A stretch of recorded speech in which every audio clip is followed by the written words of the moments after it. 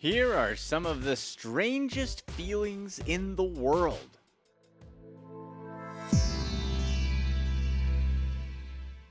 Number 12. Lightning strikes.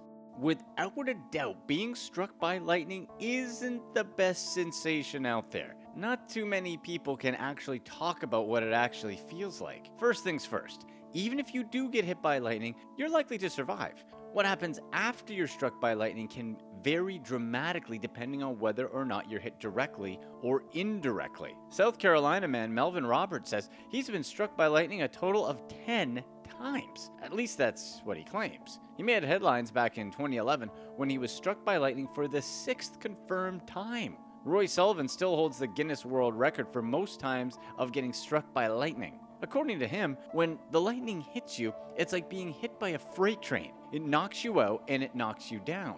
Apparently, you can tell what's around and what's happening, you just don't have any control over your body. He compares the feeling to being zapped inside a microwave. What does that feel like? It's apparently like grabbing an electrical cord. You don't feel the burns until it's over with. And no, these are feelings we're not familiar with. Immediately after being struck by lightning, there can be issues with your vision and hearing because of the bright flash of lightning and the boom from the thunder. Number 11. CT scan. Who here had a CT scan and felt weirded out by what was happening during the exam? The most common complaints are a weird taste in the mouth, feeling coldness rushing through your veins, and feeling like you're going to pee your pants. The reason for all of those sensations isn't the CT scan itself, but rather it's the contrast dye used for imaging internal organs. Contrast materials are used to improve pictures of inside of the body, and they help doctors to distinguish normal from abnormal conditions of your body. Don't worry, contrast materials aren't dyes that permanently discolor your internal organs or anything like that. They're substances that temporarily change the way imaging tools interact with the body. Once technicians administer the contrast, you feel both cold and warmth spreading through your body. The cold goes through your veins, and the warm sensation is felt in the bladder. If the tech doesn't warn you beforehand, you would probably think that you're going to lose control of your bladder. That feeling goes away pretty quickly though. And the best part is, there's no pain at any other point during the exam. Number 10. Hypnic jerks. You're drifting off to sleep and you're getting closer towards dreamland, but all of a sudden you feel yourself falling and then you abruptly become awake because you've jerked yourself awake.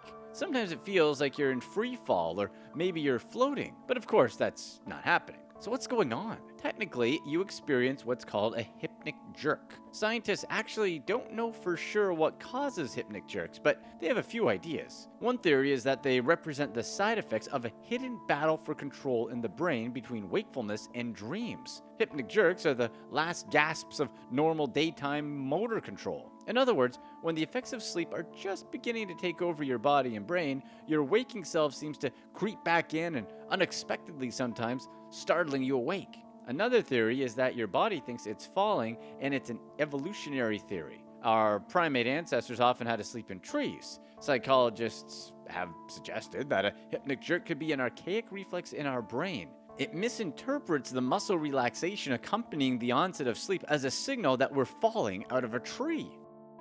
Number 9. Waking up.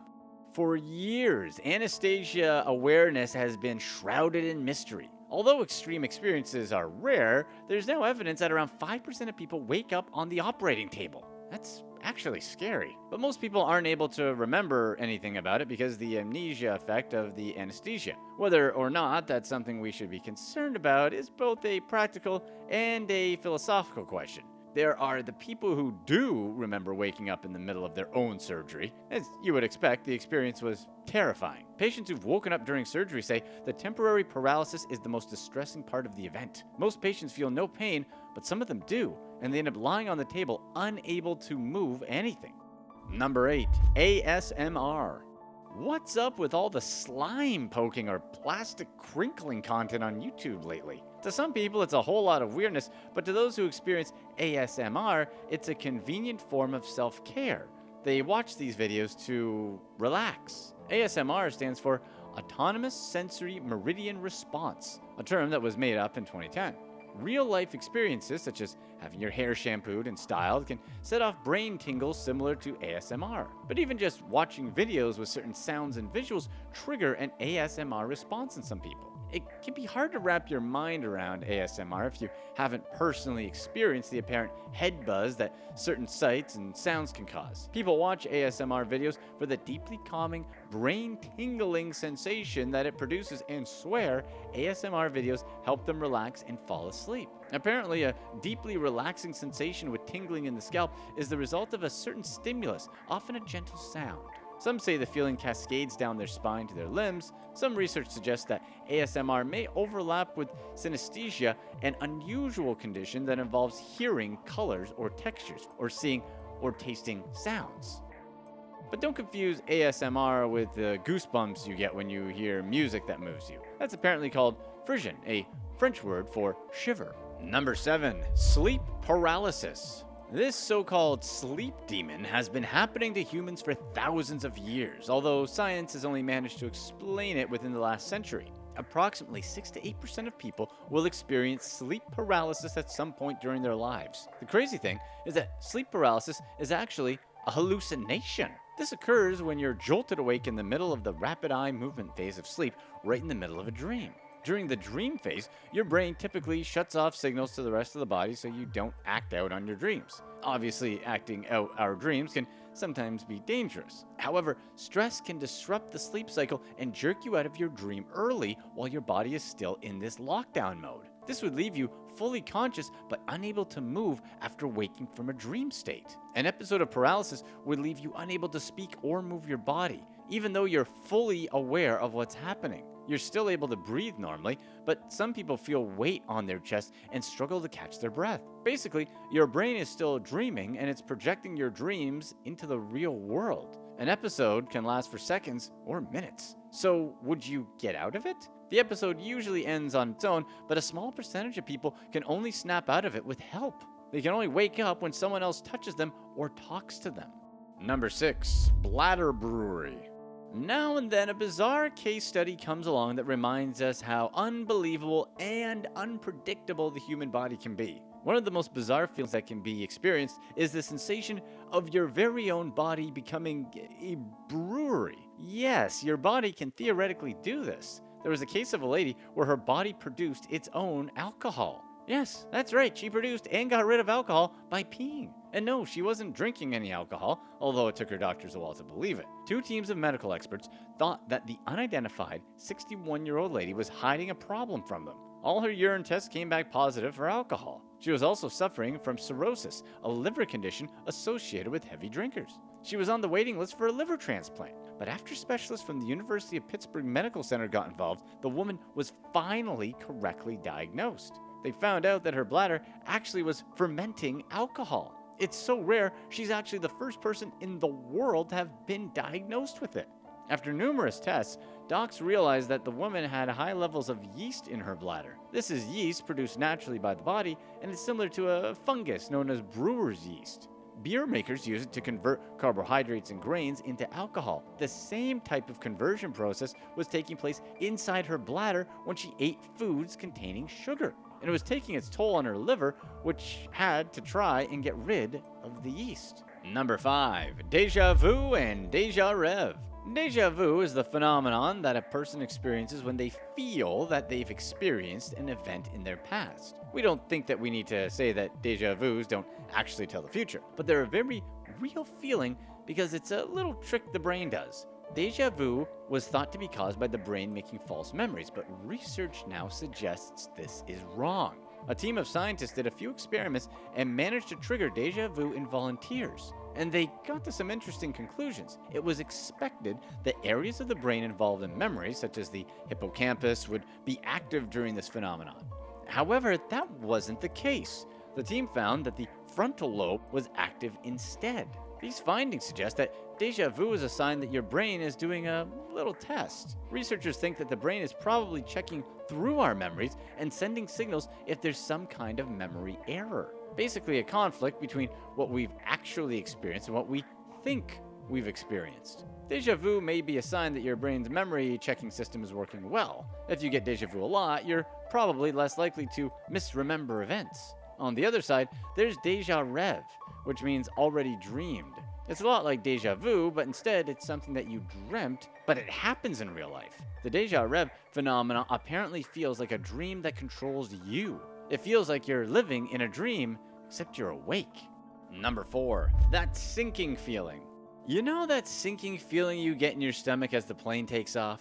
That happens when the airplane levels off after takeoff. That feeling is a result of negative vertical acceleration. It can also happen at other times during the flight, such as during turbulence or when starting a descent. And it's a feeling either you love or you hate. There doesn't seem to be an in-between.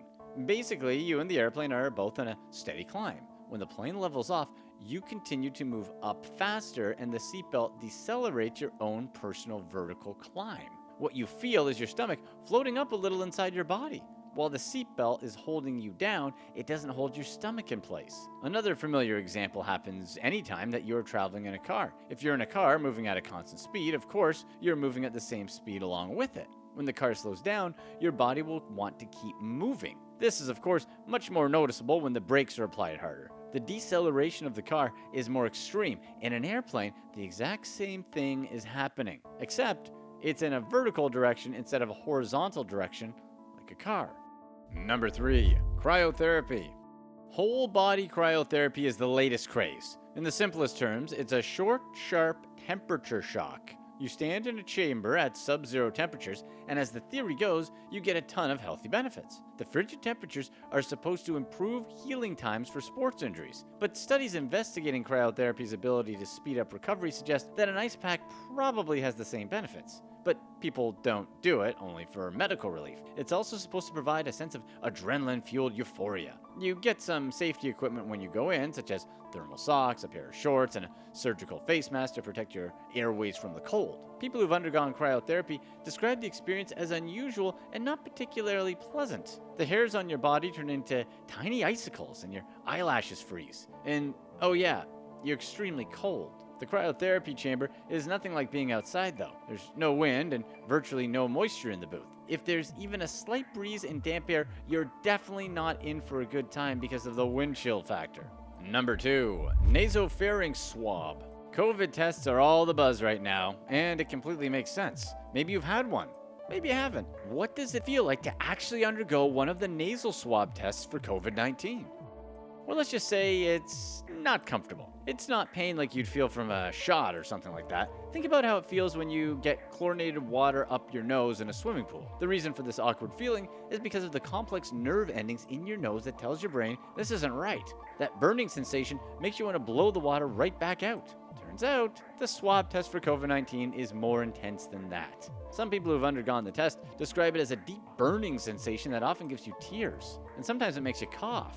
Some people describe it as a weird ticklish feeling that they've never felt before. The reason why they have to reach all the way back there is because that's where the viruses like to hang out, in the nasopharynx. It's located about 3 inches straight back into the throat, or in the turbinate area, about an inch inside the nose. Once the swab is inserted, it needs to be swirled around for a bit. The discomfort you feel typically goes away quickly, and don't worry, it's just a feeling. President Donald Trump, who's been tested at least a couple times, described it as, quote, "Not something I want to do every day, I can tell you that." Number 1, zero gravity. What do people feel in a zero gravity environment? What does it feel like falling endlessly or like being on a roller coaster? Apparently, the feeling is completely different from being on a roller coaster. It's more like motionlessness than movement. The most comparable feeling is floating in water without the sensation of water on your skin. Because you feel so light, you can move around with the slightest amount of effort. Pushing off a surface too hard, which is the common mistake of all first-time free floaters, results in you bouncing around like a ping pong ball. Nice and easy does the trick. Here's what's next.